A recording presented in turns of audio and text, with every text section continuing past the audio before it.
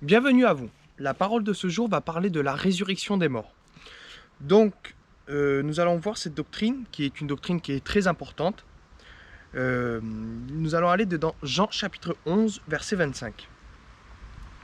Pour commencer, nous allons voir qu'est-ce que la définition de résurrection dans la Bible. Jésus lui dit « Je suis la résurrection et la vie. Celui qui croit en moi, encore qu'il soit mort, il vivra. » Donc, nous voyons que la résurrection, c'est Jésus-Christ. Donc, il n'y a pas d'autre moyen d'obtenir la résurrection que par Jésus-Christ, la véritable résurrection qui donne la vie éternelle. Voilà, donc c'est Jésus-Christ. Maintenant, nous allons aller dans 1 Thessaloniciens, chapitre 4, versets 13 à 18. Et nous lisons « Or, mes frères, je ne veux point que vous ignoriez ceux qui regardent ceux qui dorment, afin que vous ne soyez point attristés comme les autres qui n'ont point d'espérance. » Donc là, il parle de personnes qui sont mortes et que nous ne soyons pas attristés comme les personnes qui n'ont pas d'espérance, donc c'est-à-dire qui n'ont pas Christ, d'accord, concernant ceux qui sont morts. Donc là, il dit ceux qui dorment. Car si nous croyons que Jésus est mort et qu'il est ressuscité, de même aussi ceux qui dorment en Jésus, Dieu les ramènera avec lui. Car nous vous disons ceci par la parole du Seigneur, que nous qui vivrons et resterons à la venue du Seigneur ne préviendrons point ceux qui dorment.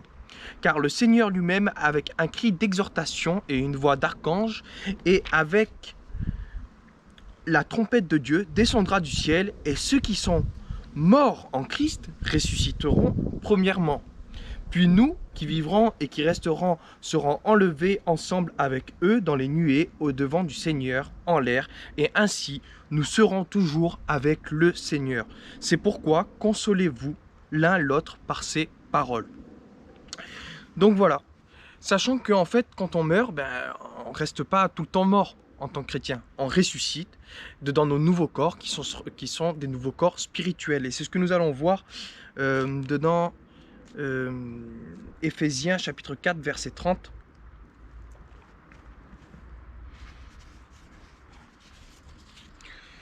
Éphésiens chapitre 4 verset 30. Et n'attristez point le Saint-Esprit de Dieu par lequel vous avez été scellés pour le jour de la rédemption. Donc là, nous voyons que nous sommes scellés du Saint-Esprit pour le jour de la rédemption. Donc scellé, ça veut dire ce que ça veut dire scellé, ça veut dire qu'on est conservé pour le jour de la rédemption. Et donc là, ça appuie une fois de plus le fait qu'on est une fois sauvé, toujours sauvé. C'est-à-dire, il peut vous arriver n'importe quelle tempête, n'importe quelle chose dans votre vie, vous êtes scellé du Saint-Esprit, d'accord. Il y a des gens qui tentent ce passage et qui disent « Oui, mais regarde, il dit, n'attristez point le Saint-Esprit de Dieu ». Et ils coupent le passage, et ils lisent pas la fin du verset. Et la fin du verset dit par lequel, enfin l'autre moitié du verset dit par lequel vous avez été scellés pour le jour de la rédemption. D'accord? Donc ça veut dire que dans tous les cas, vous êtes scellés en tant que chrétien. Et c'est ce que nous voyons dans la Bible. Et là, vite fait, je vais chercher dans 1 Corinthiens chapitre 15. Alors, donc ça, c'est 1 Corinthiens chapitre 15. Voilà. Et là, nous voyons en fait quand il... Alors bon, donc pour vraiment vous édifier, pour connaître vraiment ce qui concerne la résurrection des morts, je vous invite à lire le chapitre entier de 1 Corinthiens chapitre 15. Mais là, nous allons lire que quelques versets par-ci par-là. Or mes frères, donc là on lit un premier passage du chapitre 15. Or mes frères, je vous fais savoir l'évangile que je vous ai annoncé et que vous avez reçu et auquel vous vous tenez ferme et par lequel vous êtes sauvés. Et là c'est important, écoutez ce qu'il va dire. Si vous le retenez en quelle manière je vous l'ai annoncé, à moins que vous n'ayez cru en vain. Ça veut dire que pour être sauvé, il faut le retenir de la manière dont eux ils l'ont annoncé, d'accord? Comme la Bible nous l'annonce, en fait. C'est cette manière-là qu'il faut croire, d'accord? Si vous croyez en une autre manière, votre croyance est vaine. C'est comme si vous croyez en rien. Voilà. Car avant toute chose, je vous ai donné ce que j'avais aussi reçu, savoir que Christ est mort pour nos péchés, selon les Écritures, voilà, et qu'il a été enseveli et qu'il est ressuscité le troisième jour, selon les Écritures, et qu'il a été vu de Céphas et ensuite des 12. Depuis, il a été vu de plus de 500 frères à une fois, dont plusieurs sont encore vivants et quelques-uns sont morts. Donc là, on se stoppe là. Nous venons de finir, de lire le verset 6. Et nous allons voir, parce qu'à l'époque, en fait, il y avait des gens qui disaient que les morts ne ressuscitaient pas.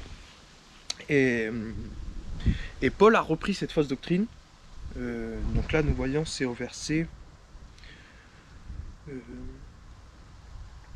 12 du chapitre 15. Or, si on prêche que Christ est ressuscité des morts, comment disent quelques-uns d'entre vous qu'il n'y a point de résurrection des morts? Donc vous voyez, à cette époque, il y avait déjà des problèmes de doctrine au niveau des fondements. Il y avait des gens qui avaient déjà tordu les fondements.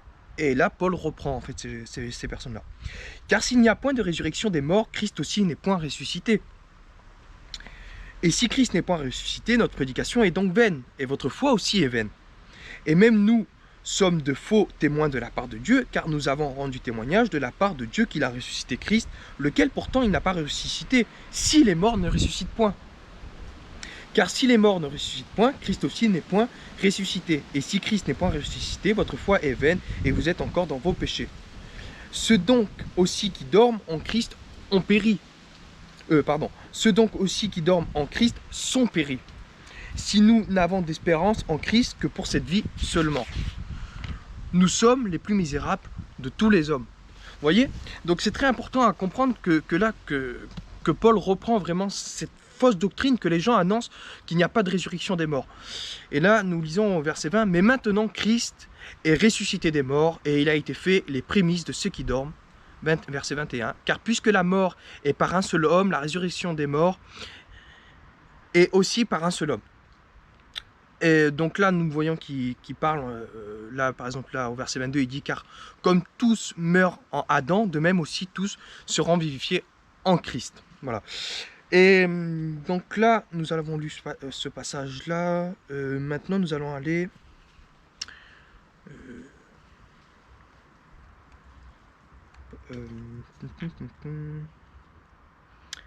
Voilà.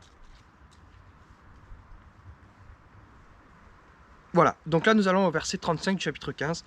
« Mais quelqu'un dira, comment ressuscitent les morts et en quel corps viendront-ils? Ô fou, ce que tu sèmes n'est point vivifié s'il ne meurt.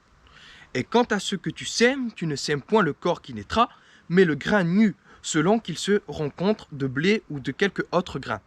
Mais Dieu lui donne le corps comme il veut, et à chacune de ses semences son propre corps. Toute chair n'est pas une même sorte de chair, mais autre est la chair des hommes, et autre la chair des bêtes, et autre celle des poissons, et autre celle des oiseaux. Il y a aussi des corps célestes et des corps terrestres, mais autre est la gloire des célestes, et autre celle des terrestres. Autre est la gloire du soleil, et autre la gloire de la lune, et autre la gloire des étoiles, car une étoile est différente d'une autre étoile en gloire. Il en sera aussi de même en la résurrection des morts. Le corps est semé en corruption, il ressuscitera incorruptible. Il est semé en déshonneur, il ressuscitera en gloire. Il est semé en faiblesse, il ressuscitera en force. Il est semé corps animal, il ressuscitera corps spirituel. Il y a un corps animal et il y a un corps spirituel. Comme aussi il est écrit, le premier homme Adam a été fait en âme vivante et le dernier Adam en esprit vivifiant. Or, ce qui est spirituel n'est pas le premier, mais ce qui est animal et puis ce qui est spirituel.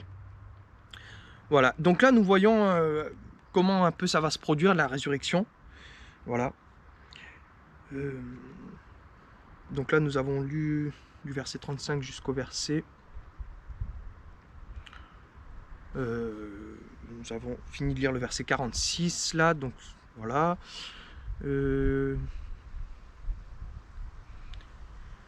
Mais nous allons continuer et nous allons finir sur cela. Nous allons continuer un petit peu le passage. Le premier homme étant de la terre est tiré de la poussière, mais le second homme, à savoir le Seigneur, est du ciel. Donc là, écoutez, c'est très important, mais le second homme, savoir le Seigneur, est du ciel. Tel qu'est celui qui est tiré de la poussière, tels aussi sont ceux qui sont tirés de la poussière. Et tel qu'est le céleste, tels aussi sont les célestes.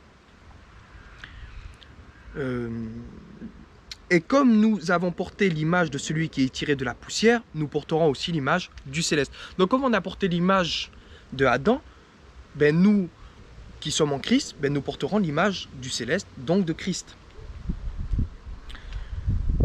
Voici donc ce que je dis, mes frères, c'est que la chair et le sang ne peuvent point hériter le royaume de Dieu et que la corruption n'hérite point l'incorruptibilité. Voici, je vous dis un mystère, nous ne dormirons pas tous, mais nous serons tous transmués, en un moment et en un clin d'œil, à la dernière trompette, car la trompette sonnera et les morts ressusciteront incorruptibles et nous serons transmués. Voilà, car il faut que ce corruptible revête l'incorruptibilité et que ce mortel revête l'immortalité. Or, quand ce corruptible aura revêtu l'incorruptibilité et que ce mortel aura revêtu l'immortalité, alors cette parole de l'Écriture sera accomplie, la mort est détruite par la victoire. Où est, ô mort, ton aiguillon? Où est, ô sépulcre, ta victoire? Or, l'aiguillon de la mort, c'est le péché, et la puissance du péché, c'est la loi. Mais grâce à Dieu qui nous a donné la victoire par notre Seigneur Jésus-Christ. C'est pourquoi, mes frères bien-aimés, soyez fermes, inébranlables, vous appliquant toujours avec un nouveau zèle à l'œuvre du Seigneur, sachant que votre travail ne vous sera pas inutile auprès du Seigneur. Donc voilà, donc je vous invite vraiment à lire tout le chapitre 15. Là, nous avons pris quelques passages comme ça, parce que c'est un chapitre assez long et qui mérite vraiment que vous vous attardiez vraiment sur le chapitre 15 à le méditer et à vraiment sonder ces passages-là de l'Écriture, vraiment toujours avec la présence de Christ, d'accord? Parce que nous, hommes, nous ne pouvons pas comprendre les choses de Dieu si ce n'est l'Esprit de Dieu qui nous révèle. Sans l'Esprit de Dieu, on ne pourrait pas comprendre ces choses-là. Donc vraiment, à chaque fois que vous lisez la Bible, il faut que vous demandez à Dieu d'ouvrir votre entendement. Voilà. Donc voilà. Là, nous avons vu la résurrection des morts. La prochaine fois, nous allons nous retrouver pour voir le jugement éternel. En attendant, je vous dis que la grâce et la paix de notre Seigneur Jésus-Christ vous accompagnent.